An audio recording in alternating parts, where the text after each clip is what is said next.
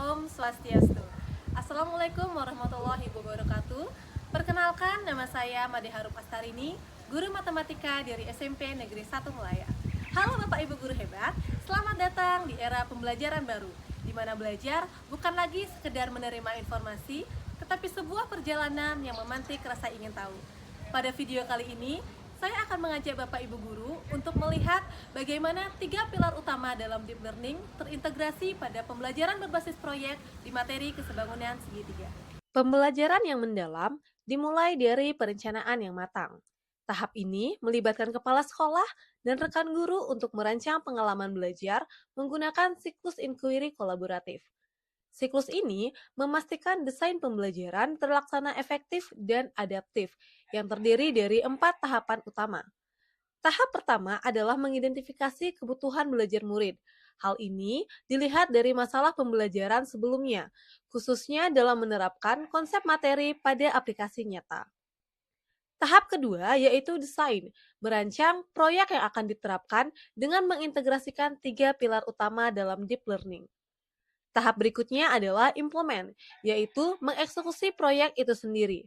Dan tahap terakhir adalah mengukur, merefleksi, dan memperbaiki apa yang telah direncanakan melalui penilaian proyek dan sesi refleksi di akhir kegiatan. Strategi yang telah disusun siap untuk dieksekusi, dimulai dari pilar pertama yaitu mindful learning. Mindful learning dimulai dengan memberikan ruang bagi setiap murid untuk berpikir dan berdiskusi secara mandiri. Alih-alih langsung memberi rumus, murid diajak untuk mengamati dan menganalisis dunia di sekitar mereka. Kegiatan pembelajaran diawali dengan kontekstualisasi konsep melalui pengamatan gambar jembatan dan menara. Murid mulai mengidentifikasi peran segitiga dalam struktur yang kokoh. Setelah mengamati gambar, murid dalam kelompok akan melengkapi LKPD yang terdiri dari bagian menjawab pertanyaan pemantik, membuat pembagian tugas dan peran anggota kelompok, serta membuat desain jembatan atau menara.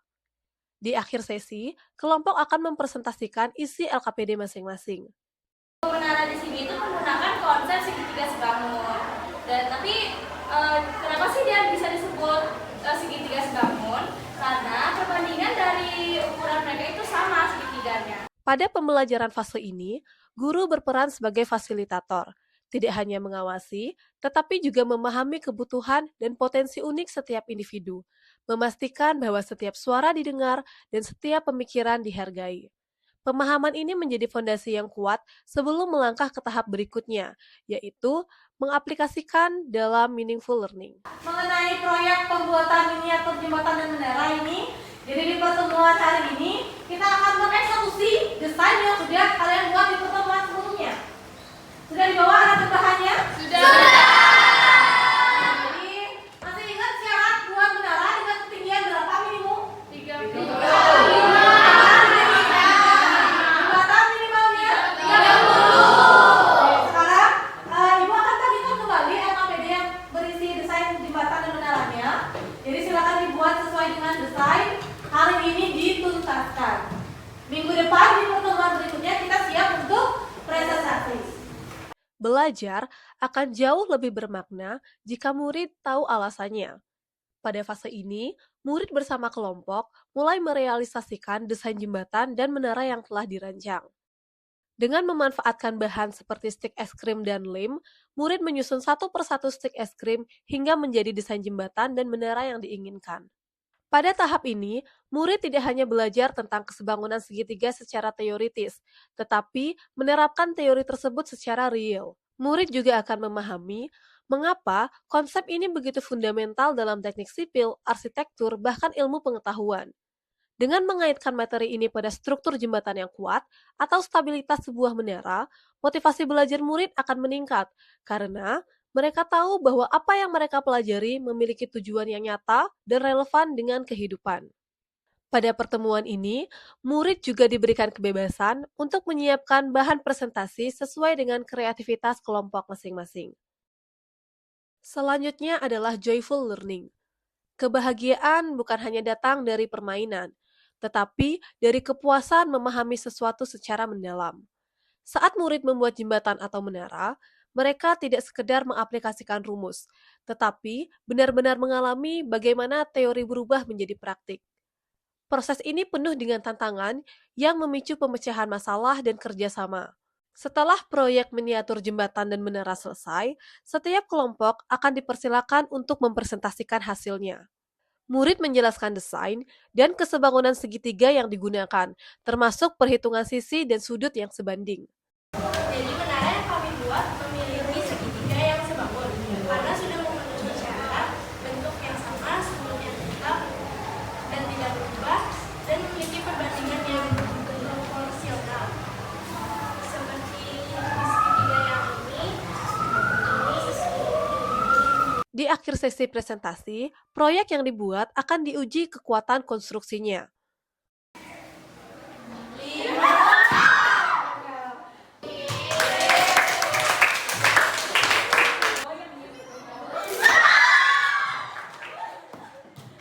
Murid diharapkan mampu membandingkan dan mengidentifikasi mengapa terdapat miniatur jembatan atau menara yang tahan terhadap beban dan ada yang tidak. Penilaian proyek pun dilakukan secara komprehensif, mencangkup pemahaman konsep kesebangunan, kekuatan dan kesesuaian desain, serta kualitas kerjasama dan komunikasi. Agar pembelajaran semakin kaya, dalam pelaksanaan pembelajaran mendalam ini, kemitraan belajar dilakukan dengan berkolaborasi bersama guru IPA dalam bentuk pendampingan selama pembelajaran. Di akhir presentasi, guru memberikan kesimpulan secara umum mengenai proyek dan kaitannya dengan materi kesebangunan segitiga. Setelah itu, kesimpulan dilanjutkan oleh guru IPA yang memberikan wawasan tentang keterkaitan proyek dengan konsep-konsep ilmu pengetahuan alam, seperti gaya, tekanan, dan struktur material.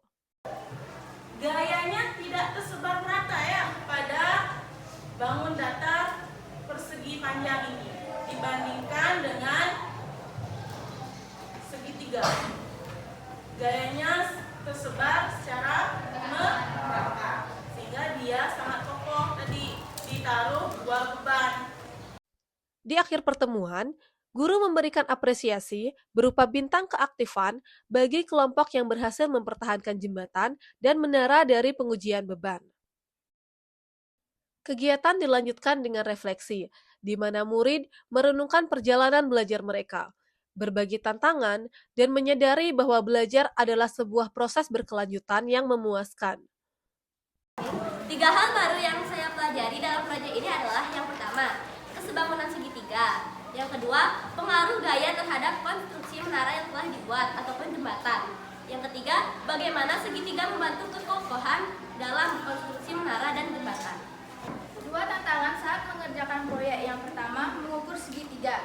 Yang kedua, merangkai menara agar seimbang. Nah, satu hal yang ingin saya perbaiki di pembelajaran berikutnya adalah saya ingin lebih aktif dalam pembelajaran. Tidak berhenti di sini, selama kegiatan berlangsung, observasi juga dilakukan oleh guru rekan sejawat. Observasi ini esensial untuk tahap siklus inquiry kolaboratif yang terakhir. Melalui masukan rekan guru, dapat diukur efektivitas desain, refleksi praktik pembelajaran yang dilakukan, dan memastikan adanya perbaikan dari proses pembelajaran berikutnya. Hal ini bertujuan untuk peningkatan kualitas yang berkelanjutan.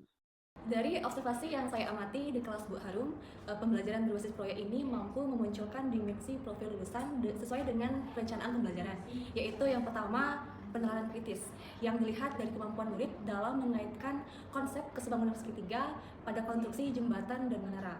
Yang kedua yaitu kreativitas yang dilihat dari kemampuan murid berbagai desain jembatan dan menara. Yang ketiga kolaborasi, di mana kemampuan bekerjasama dalam menyelesaikan proyek. Pembelajaran berbasis proyek pada materi kesebangunan segitiga ini bukan sekedar tugas, melainkan sebuah pengalaman yang mengubah cara murid memandang ilmu pengetahuan.